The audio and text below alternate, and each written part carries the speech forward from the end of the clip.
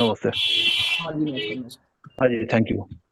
जी। हाँ, अभी जो सर ने कहा इसमें मैं कुछ और चीजें ऐड करना चाहता हूँ कि जैसे आरटीआई से रिलेटेड जो डॉक्यूमेंट्स है, जो रिकॉर्ड्स है, तो इसके लिए एक पब्लिक रिकॉर्ड 1994 का जो सेंट्रल का एक्ट है, इसके बारे में भी लोगों को बहुत कम जानकारी है। दूसरा, एक ब्रिटिश जमाने में एक कानून पास हुआ था, that is destruction of records act 1917। क्योंकि ये आर्ट फील्ड में ये प्रॉब्लम आती है कि 20 साल से पुराने जो रिकॉर्ड है इनका रख रखाव कैसे किया जाए। और वैसे ये जो क्वेश्चन है ऑफिस मैनेजमेंट से भी रिलेटेड है। तो उत्तराखंड में जो है कि अ, उस समय थे डॉक्टर रघुनंदन सिंह तोलिया।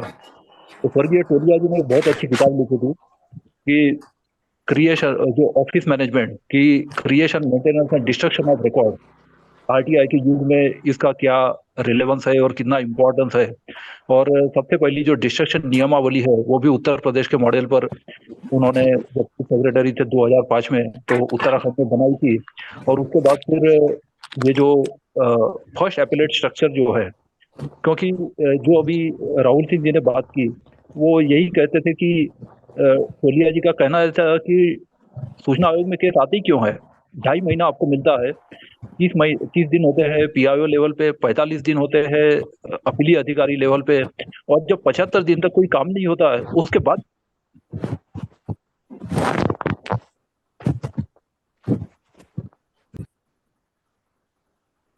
तो ये बहुत अच्छे से काम एपेलेट लेवल पर भी हो सकता है, फर्स्ट एपेलेट लेवल पर, और आयोग तक आने की लोगों को आवश्यकता ही नहीं पड़नी चाहिए।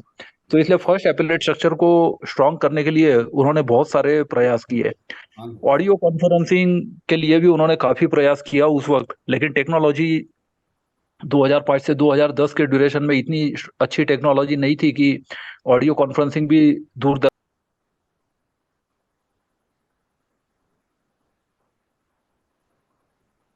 ऐसा आ गया कि बेंचेस अलग अलग जगह पर आयोग बना सकता है, क्योंकि इसका कोई व्यवस्था होनी चाहिए, तो इसलिए वो बेंचेस नहीं कर पाए। अब जो टेक्नोलॉजी का जो यूज है और जो डिजिटलाइजेशन हो रहा है, तो मुझे लगता है कि मैनुअल रिकॉर्ड के साथ साथ इलेक्ट्रॉनिक रिकॉर्ड भी बहुत इंपॉर्टेंट है। मैं तो एक इंजीनियरिंग कॉलेज में टीचर और एजुकेटर होने के नाते अपने स्टूडेंट्स को साइबर सिक्योरिटी, ऑफिस मैनेजमेंट, खास करके इलेक्ट्रॉनिक रिकॉर्ड्स का जो क्रिएशन, मेंटेनेंस और डिस्ट्रक्शन है उसके बारे में अवेयर करते रहता हूँ, क्योंकि इसमें जो नए नए कानून जो बने हैं इसमें भी बहुत सारे महत्वपूर्ण प्रावधान है। तो इसका सबको जानकारी होनी चाहिए।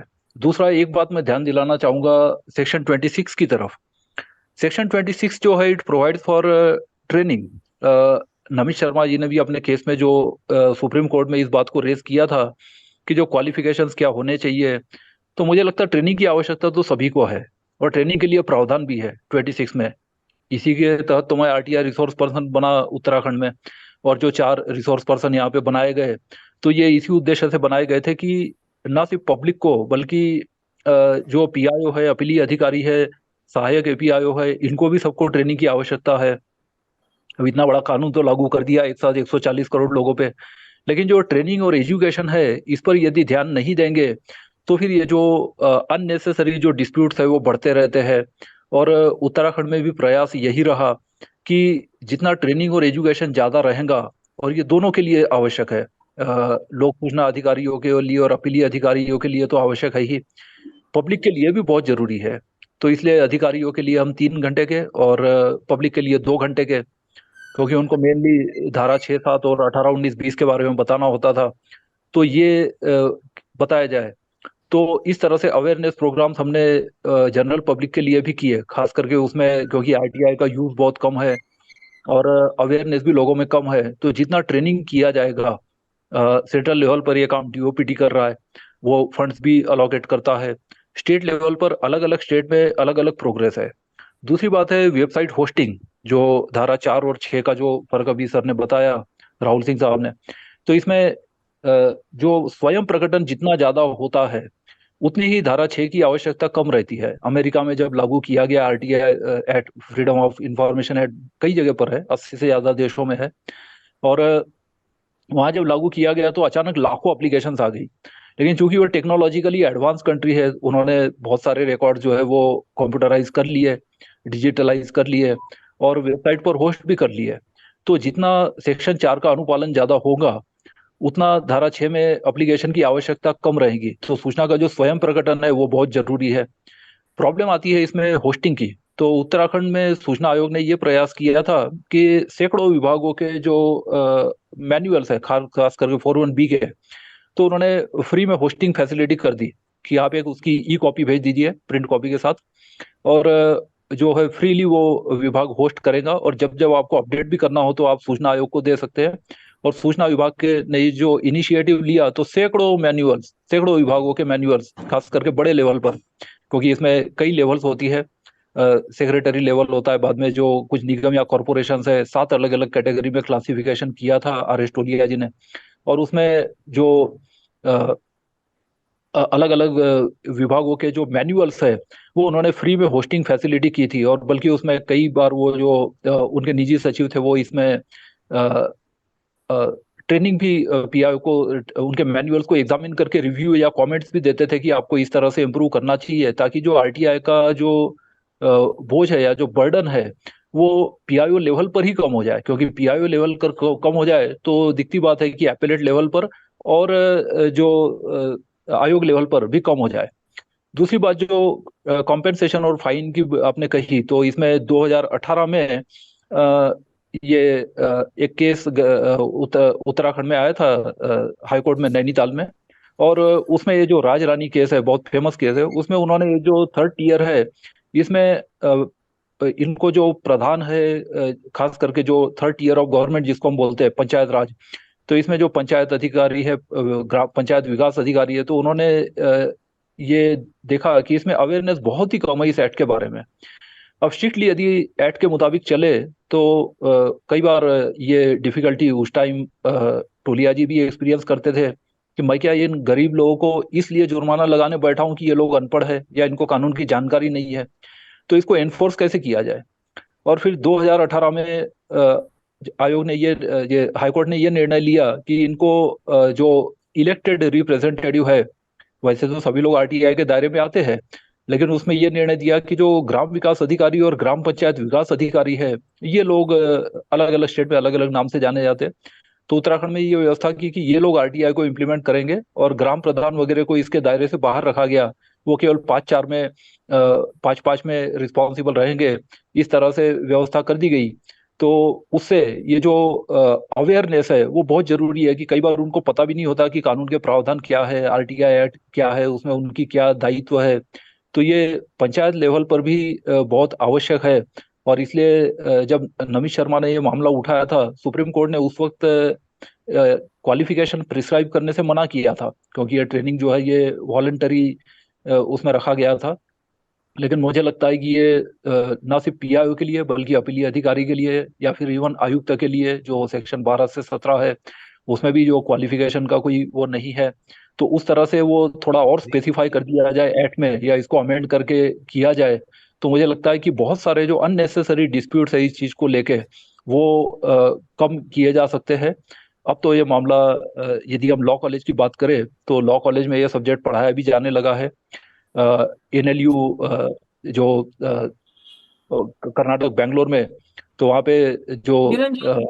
वहाँ पर ये सब्जेक्ट इंक्लूड कर लिया गया है, तो उसी तरह से धीरन जी। बाकी जगह पर छोटे छोटे टॉपिक में लॉ कॉलेज में ये इंक्लूड किया गया है। हाँ जी, धन्यवाद। हाँ, धीरन कहिए। जी, हम ये कह रहा था, अब इसमें हम्म। एक और पॉइंट पर चर्चा हो जाए। जैसे हाँ। हम सब ने जो मतलब आरटीआई के पक्ष में जो भी थोड़ा बहुत काम कर रहे हैं, सब लोगों ने हम्म। ये मंशा जाहिर की है कि राहुल सिंह जी मतलब अ, अगले टर्म के लिए, यानी कि चीफ इंफॉर्मेशन कमिश्नर, यानी कि मुख्य सूचना आयुक्त के तौर पर वो अप्लाई करें। और सबने जब आग्रह किया, निवेदन किया, तो उनके द्वारा एक मतलब आवेदन किया गया है। तो कुछ लोग जो ये डाउट कर रहे हैं कि 5 साल का वो एक पुराने किसी आदेश का हवाला देकर के कि 5 साल तक ही रह सकता है, मतलब कोई भी सूचना आयुक्त रह सकते हैं, इसके बाद उनको एक्सटेंड नहीं किया जा सकता है। तो इसमें अपन क्लियर करना चाहेंगे कि ये लोगों का आप डाउट, आप भी थोड़ा सा लीगल नॉलेज आपको, तो लोगों को क्लियर करिए और इसको प्रमोट किया जाए लोगों को ज्यादा से ज्यादा। वो संबंधित, क्योंकि चीफ मिनिस्टर के पास ये पावर है, चीफ मिनिस्टर ये कर सकते हैं, और चीफ मिनिस्टर के पास अधिक से अधिक यदि आवेदन जाते हैं तो वो उनके पास ये पावर है कि एक जो इंफॉर्मेशन कमीशन रहे कमिश्नर रहे हैं उनको वो central information sorry chief information commissioner को बनाने की उनके पास ये पावर है, उनकी अनुशंसा पर ही हो सकता है। तो ये पॉइंट आपको आप आपका मतलब आप जानते हैं ना, ये क्लियर तो है ना? हाँ जी, हाँ जी, बिल्कुल। इसमें ऐसा है कि पहले ये प्रावधान आया कहाँ से वो मैं बताता हूँ कि जो पब्लिक सर्विस कमीशन है, संविधान में ये प्रावधान है कि जो स्टेट पब्लिक सर्विस कमीशन है, जैसे महाराष्ट्र का, मध्य प्रदेश का, तो जो मेंबर है वो चेयरमैन बन सकता है। और जो स्टेट पब्लिक सर्विस कमीशन का मेंबर या चेयरमैन है वो यूपीएससी का मेंबर या चेयरमैन बन सकता है। और जो यूपीएससी का मेंबर है वो यूपीएससी का चेयरमैन बन सकता है। और यूपीएससी का जो चेयरमैन होता है उससे जो रिटायर होता है उसको फिर पूरे भारत में और कोई जॉब नहीं मिल सकता, क्योंकि उसका काम ही जॉब देना है। तो ये जो संविधान में जैसी व्यवस्था है उसी तरह की व्यवस्था इसमें भी की गई है। इसमें भी ऐसा है कि जो आईसी है वो सीआईसी बन सकता है। और ये स्टेट पे भी और सेंट्रल लेवल पर भी। और जो स्टेट लेवल पे जो सीआईसी है तो वो जो सेंट्रल कमीशन है उसमें आईसी या सीआईसी बन सकता है। और सेंटर में जो आईसी है वो चीफ इंफॉर्मेशन कमिश्नर बन सकता है। तो इस तरह से दो टर्म हो सकते हैं। और उसमें फिर जो सेंट्रल कमीशन का जो चीफ इंफॉर्मेशन कमिश्नर है वो बाद में और कोई अन्य पद के लिए एलिजिबल नहीं रहता है। तो इसमें जो डिस्क्वालिफिकेशन है वो केवल सीआईसी या जो सेंट्रल लेवल पर है उसी पर है। जो आईसी है वो सीआईसी बनने में कोई विधिक रूप से कोई रोक नहीं है, ना ही इस तरह का कोई लिमिटेशन है। क्योंकि जो 5 साल का जो ड्यूरेशन पहले 5 साल होता था, अब 2019 में संशोधन करके वो 3 ईयर कर दिया गया है। तो वो भी रूल्स के थ्रू किया है, एक्ट में नहीं किया है। एक्ट में तो ये संशोधन किया गया 13 और 16 में कि सेंट्रल गवर्नमेंट शैल मेक रूल्स, और बाद में वो रूल्स भी 2019 में बना दिए गए। और इस तरह से जो कार्यकाल है वो 2019 के बाद अब 5 के बाद 3 किया गया है। जो इनकम्बेंट थे उन पे लागू नहीं होता है, तो इसलिए शुरुआत में ये 5 साल रहा। वो अब जो नए अपॉइंट हो रहे हैं तो उस पर फिर जो 19 का जो रूल लागू हो गया है तो उसके बाद 3 साल का होता है। तो मैक्सिमम जो ड्यूरेशन है वो इस तरह से दो दो कार्यकाल का हो सकता है कि आईसी है वो सीआईसी बन सकता है। और यदि सीआईसी है तो फिर वो जो सेंट्रल में आईसी या सीआईसी बन सकता है। और फिर वो जो सेंटर में सीआईसी है तो वो बाद में अन्य कोई पद के लिए एलिजिबल नहीं रहता है। इस तरह से ये जो प्रावधान है ये बिल्कुल जो पब्लिक सर्विस कमीशन के मॉडल पर ही ये बनाया गया है, जो संविधान में है लगभग वैसी ही व्यवस्था आरटीआई एक्ट में बनाई गई है। तो ये मतलब जो इसका विधिक रूप से ये प्रावधान है। धन्यवाद। जी धन्यवाद धीरेन्द्र जी। हाँ, तो शिवम जी, मैं थोड़ा क्लियर होना चाहता हूँ इस पॉइंट में। मैं हाँ ठीक ठक्कर है, साहब से जी मेरा ठाकुर एक जी पूछिए। सवाल है। सर, मैं आशीष नारायण बोल रहा हूँ बंगाल से। ठक्कर सर, मैं आपको आपका हाँ पास सवाल है। आप जो बोल रहे हाँ हैं जी, हाँ ना जी, हाँ जी, जी, जी। आईसी एसआईसी बन सकता है, चीफ इंफॉर्मेशन कमिश्नर बन सकता है, लेकिन मेरा एक क्वेश्चन है। Section subsection 2 provides of subsection 2 of section 16 clearly says that, I quote, provided further that where the state information commissioner is appointed as the state chief information commissioner, his term of office shall not be more than 5 years in aggregate as the state information commissioner and the state chief information commissioner। तो मतलब जो information commissioner अपना term complete कर चुके हैं उनको आप reappoint नहीं कर सकते हैं। हाँ, ये 16(2) है। यस, ये थोड़ा संविधान से थोड़ा अलग है, क्योंकि जो टोटल कार्यकाल की जो लिमिट 5 साल कर दिया गया, तो उसमें यहाँ पर भी उत्तराखंड में ऐसा केस हुआ था। प्रभात डबराल साहब जो आईसी थे उनको फिर एक्टिंग सीआईसी बनाया गया था। एक्टिंग सीआईसी का वैसे कोई प्रावधान नहीं है, लेकिन जैसे पोस्ट वैकेंट होती है तो जैसे एक्टिंग चीफ जस्टिस हाईकोर्ट भी वगैरह बनाए जा नहीं सकते हैं सर, अभी। सवाल मेरा क्वेश्चन थोड़ा डिफरेंट है। हम वो नहीं पूछ रहे हैं, हम पूछ रहे हैं, can mister Rahul Singh, who is respected to all of us, be appointed as a chief state information commissioner of Madhya Pradesh? This is my question, specific question. नहीं, टोटल What is your कार्यकाल opinion? अभी अभी जो 16(2) है वो इसमें आड़े आता है, क्योंकि 16(2) में जो हाँ, टोटल ड्यूरेशन इसीलिए जो है मैं, वो हाँ 5 वही किया हम हुआ बोल रहे है। हैं। ये मिस्टर प्रॉब्लम राहुल आती है। सिंह, मिस्टर राहुल सिंह, अगर हम हमारा बात बोलिएगा पर्सनली, हम तो बोलते हैं अगर हमारा बस चलता तो हम उनको सीआईसी में चाहते हैं, क्या के लिए ऑल ओवर इंडिया उनका ऑर्डर का फायदा मिलेगा, खाली एमपी नहीं। Yes। तो खैर और छोड़िए, वो फिर अलग सेंटर। बात है, हमारा वो पावर नहीं है। मैं हाँ जी, जो हाँ जी, और बोलना चाहता हूँ, ये mister Rahul Singh is respected for all of अस, लेकिन कानून परमिशन नहीं देता है। चीफ मिनिस्टर का, प्राइम मिनिस्टर का भी ये पावर नहीं है। Without amendment of this act, Mr. Singh can be appointed as a state chief information commissioner of Madhya Pradesh. This is my लेकिन submission. Whether I am लेकिन right or central में, wrong, please tell. हाँ, लेकिन central में appoint हो सकते हैं। Central में आप 13(2) नहीं, देखिए, सेंट्रल, जैसा 16(2) है वैसे ही सेंट्रल 13(2) में, है।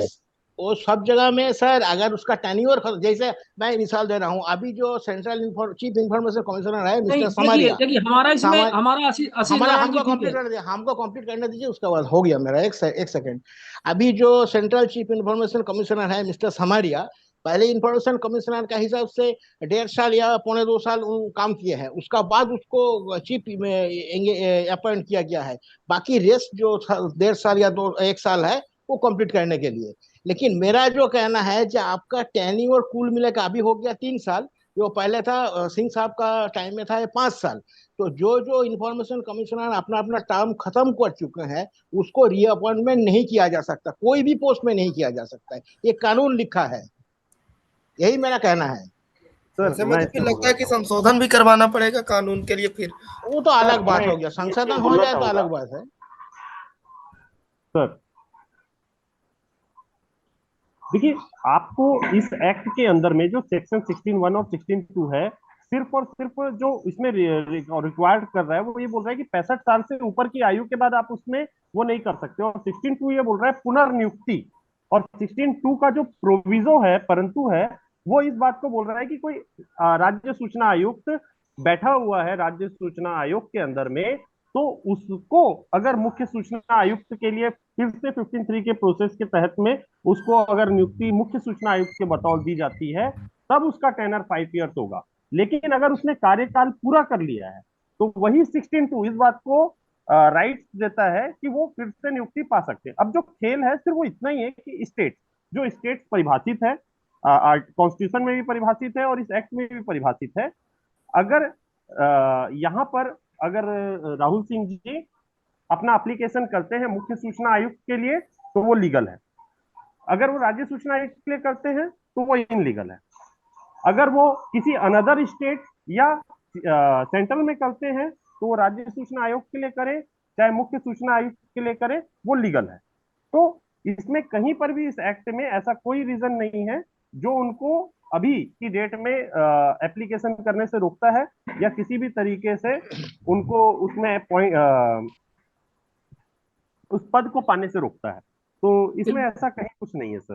मैं प्रोवाइसो पर्टिकुलर प्रोवाइसो देवेन रविंद्र जी, जी, नहीं प्रोवाइसो देवेन जी, देख नहीं लीजिए, 16(2) नहीं नहीं का पूरा नहीं लिखा है नहीं, कि देवेंद्र दोनों जी का पोस्ट मिला इंटरप्रिटेशन के बिल्कुल टेन्योर सही है। खत्म हो जाने से आशीष रिअपॉइंटमेंट नारायण नहीं जी, होगा। आशीष हाँ, नारायण जी, अपन को उसके चक्कर में नहीं पड़ना। देवेन जी ने जो बात कही है उससे मैं सहमत हूँ, वीरेन नहीं जी नहीं, ने वो जो कही है पर्सनल, सहमत हूँ। सुनिए, इंडिविजुअल आपको परसेप्शन अलग बात है। आप पढ़िए ना पढ़िए, हम नहीं बोल रहा, आप हमको नहीं सपोर्ट नहीं, कीजिए, अपन मेरा ये अपन कहना जो नहीं कह है। रहे, मैं जो ठीक है, समझा वो अरे बता ला दिया। गया, ला को छोड़िए, ला को साइड में रखिए। हम हाँ, ये वो कह रहे अलग हैं बात है, कि तब हमें छोड़ दीजिए, हमें तब जो हमें मर्जी एक हो सकता है। देवेंद्र जी, वीरेन जी, हमें एक एक ड्राइव बना, मतलब इस तरह से वो करना है। हमने एक लेटर बनाया है, आप लोग और भी समझदार हैं, बेहतर और भी अच्छा ड्राफ्ट कर सकते हैं। वीरेन जी और देवेंद्र जी, आप लोग मिलकर के एक लेटर और ड्राफ्ट करिए। इसमें अपन ऐसा करते हैं कि एक देखिए, एक मैं एक इसमें एक ही बात और बोलता हूँ। हाँ, सबको लिखते हैं, और इससे कम से कम एक चीज होगी। राहुल सिंह जी चाहे सूचना आयुक्त आगे बने कि ना बने, वो एक इशू नहीं है। सबसे बड़ा इशू ये है कि जिस व्यक्ति को हमने देखा है कि जिन्होंने इतने अच्छे निर्णय दिए हैं, और हम लोग उनके मतलब उनके कार्यों के हम समर्थक रहे हैं निरंतर, अभी भी हैं और रहेंगे, हमेशा रहेंगे। तो हमारा तो ये दायित्व तो बनता है ना, हमारा जितने लोग जुड़े हुए हैं और जो भी हम ऐसे लोग हैं, तो हमारा तो ये दायित्व तो बनता है कि हम उनके पक्ष में ज्यादा से ज्यादा लिखें। अगर सीएम को या कि नेता प्रतिपक्ष को या कि जो भी इसके लिए जिम्मेदार आप लोग माने, उनको ये पता तो चले कि लोग हैं जो अच्छे काम को एक्नॉलेज कर रहे हैं, है ना, उसके फेवर में लिख रहे हैं। तो आखिर हमारा हमारा ईमेल डालने और पत्र डालने में, हमारे हमारे मतलब जो भी है 200-400 रुपए जो भी जाते हैं स्पीड पोस्ट करने में, हमारा क्या जाता है? हमारा हमारा ये तो कर्तव्य बनता है ना, हमारा ये दायित्व तो बनता है ना। तो हम वो सॉलिडेरिटी तो हम दिखाएं कि ना दिखाएं? देवेंद्र जी, आप ये बताइए। जी सर, देखिए, मैं आपको इसमें सबसे पहले तो 3 बातें हम लोगों को समझ लेनी चाहिए कि हमारे पास 3 लैंडमार्क जजमेंट है। पहला जजमेंट है 2012 का Namit Sharma versus Union of India, फिर 2013 का Union of India versus Namit Sharma, और 2018 का Anjali Bharadwaj versus Union of India. इसके अंदर में जो पहला जो डिसीजन है Namit Sharma versus Union of India के पॉइंट नंबर 99 में एमिनेंस पर्सन को दर्शाया गया है। अब सबसे पहला जो मेरा जो इसमें हमेशा एक ही मानना रहता है कि जब एमिनेंस पर्सन की 99 की जो परिभाषा है, उसके अनुसार उन्होंने बोला है कि एक अच्छे नागरिक और एक अच्छे जनछवि वाले व्यक्ति की अपेक्षा की गई है, जिसने समाज में किसी सामाजिक कार्य को या उससे संबंधित किसी एपेक्स वर्क को करने में योगदान समाज में दिया हो। तो सबसे पहला जो क्राइटेरिया वहां पे डिफाइन किया गया था, उसी में उस डिसीजन में बोला गया था कि जब भी ऐसे राज्य सूचना आयुक्त या मुख्य सूचना आयुक्त के पद खाली होते हैं तो उससे 3 महीने पहले ये प्रक्रिया शुरू की जाएगी। तो 3 महीने पहले ये प्रक्रिया शुरू नहीं की जाती है। दूसरी बात जो है, इस तरीके के जो है आवेदन में ये ब्यौरे नहीं लिए जाते हैं कि वो व्यक्ति जो आवेदन कर रहा है उसने ऐसा कौन सा कार्य किया है जो एमिनेंस पर्सन की मात्र एक व्यक्ति की समस्या। फिर जब 2013 में वापस डिसाइड किया रिव्यू पिटीशन में यूनियन ऑफ इंडिया और नमित शर्मा ने, तब उन्होंने उस बात को फिर से बोला कि जब भी आप किसी कैंडिडेट का सिलेक्शन करेंगे तो कमेटी इस बात को ध्यान रखेगी कि वो पर्सन जो है एमिनेंस इन पब्लिक लाइफ हो, और जब उस किसी व्यक्ति को सेलेक्ट किया जाएगा तो वो सेलेक्ट करते समय इस बात को कारण को डिफाइन भी करेगी और सिफारिश में उस बात को लिखेगी भी कि उसने उसने क्या पाया एमिनेंस पर्सन को, और वो जो क्राइटेरिया है जितने आवेदन आए उन आवेदनों में उस व्यक्ति को चुने जाने का कारण क्या है। क्योंकि जो अभी लेटेस्ट जो अभी कोर्ट में जो सबसे बड़ा इशू चल रहा है इलेक्शन कमीशन वाला, इलेक्शन कमीशन वाले में जब अभी कमेटी बनी, अधीर रंजन साहब नेता प्रतिपक्ष के बतौर वहां पर गए, तो वहां पर नेता प्रतिपक्ष बताने के बाद उन्होंने अपना कंटेंट तो नोट करा के आ गया कि भाई मेरे को आपत्ति है, यहाँ पे मुझे सिर्फ 212 लोगों की सूची दे दी गई इलेक्शन कमीशन के लिए मेंबर के लिए, लेकिन मैं उनमें से किसी से भी सहमत नहीं हूँ और मेरी बात को मुझे रखने के लिए वो नहीं मिला। उन्होंने फलाना ढिंका बहुत सारी बातें कही। लेकिन मुद्दे की जो बात है कि जब हम बोलते हैं कि कॉटन मिल वाले सुप्रीम कोर्ट का जो डिसीजन था, कॉटन मिल में ये बोलता है कि कोई भी कानून अगर बनाया गया है वो विधि में किसी उद्देश्य के कारण से कोई भी प्रावधान या प्रोविजन रखा जाता है। जब मणिपुर वाले डिसीजन में ये बोला जाता है कि विधायिका बहुत सोच समझ के कानून बनाती है और उस कानून को बनाने का अपना एक उद्देश्य होता है, तो फिर जब एक कमेटी बनाई जा रही है सेक्शन 15(3) में और उस कमेटी में 3 लोगों को रखा जा रहा है, मुख्यमंत्री, नॉमिनेटेड मिनिस्टर ऑफ कैबिनेट और अपोजिशन ऑफ लेजिस्लेचर। तो अब यहाँ पर एक जो बात है जो हम लोग हमेशा मिस कर जाते हैं छोटी सी, कि उस कमेटी में चेयरपर्सन की भूमिका पर चीफ मिनिस्टर को रखा गया है और कैबिनेट मिनिस्टर जो है nominated by the chief minister होता है। तो वही सारी जो प्रोसीजर है जो अंडर लॉ होनी चाहिए वो अंडर लॉ नहीं चल के अपने मन माने तरीके से वो चीजों को डिफाइन कर देते हैं। अब वहां पर नेता प्रतिपक्ष को रखा गया है तो टाइम पास के लिए तो रखा नहीं गया है। एक्ट में सबसे बड़ा इशू यही है कि नेता प्रतिपक्ष को ऐसी कमेटी में रखा क्यों गया जब उसका कोई औचित्य ही नहीं है। अगर 2 वर्सेस 1 की वोटिंग से ही निर्णय लिया जाना है कि किसी आयुक्त का डिसीजन 2 वर्सेस 1 पर होगा, तो नेता प्रतिपक्ष के औचित्य क्या है, ये प्रोसीजर कैसे अपनाई जाएगी, जब आवेदन आएंगे उनकी स्क्रूटनी कैसे होगी, उनमें से बेस्ट कैंडिडेट का सिलेक्शन कैसे होगा। शॉर्ट करें और आत्मदीप जी भी हैं थोड़ा सा। मैं इस बात को ये बोल रहा हूँ कि सर बेस्ट कैंडिडेट में है। अगर हमने इन बातों को ध्यान नहीं रखा तो हमारा कोई भी लेटर लिखा, क्योंकि कमेटी आप तय नहीं करेंगे, आपका लिखा हुआ लेटर तय नहीं करेगा, कमेटी तय करेगी कि कौन सूचना आयुक्त या मुख्य सूचना आयुक्त तो बनेगा। तो जब हम प्रक्रिया को पारदर्शिता में लाएंगे, हमारा सवाल प्रक्रिया को पारदर्शिता में लाने के लिए लेटर लिखने का होना चाहिए। हमारा प्रयास ये नहीं होना चाहिए कि मुख्य सूचना आयुक्त कौन बने, क्योंकि अगर हम इस प्रक्रिया को अपनाते हैं तो मैं बोलता हूं कि वो गलत प्रक्रिया है, बायस्ड प्रक्रिया है और टेक्निकली अगर हम मैं इसमें देवेंद्र जी वेल सेड कि इसमें आप एक लेटर ड्राफ्ट करें और आप उसको शेयर करें और उसको अपन 1-2 दिन के अंदर ही वो करें, जिसमें टेक्निकल पॉइंट जो आपने इंक्लूड किए।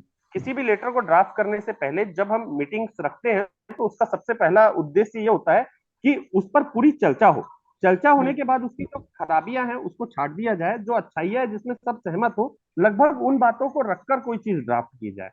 तो सबसे पहला हमको जो लड़ाई लड़नी है सर, अभी वो लड़ाई लड़नी है कमेटी के लिए। अब मेरा कहना इसमें एकदम सीधी सी बात है कि आज तक ये तय नहीं किया गया कि कितने सूचना आयुक्त किस आयोग में रहेंगे। मैक्सिमम तो तय है एक्ट में, लेकिन जो अपन देवेंद्र जी ऐसा है कि अपन बहुत सारी लड़ाई एक साथ नहीं लड़ पाएंगे। पहले अपन एक भी कंसल्ट करें और फिर उसको भी अपन देखते हैं।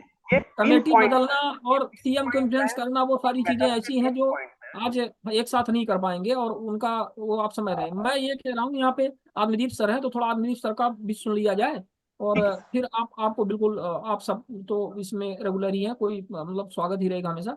आत्मदीप सर स्वागत है आपका।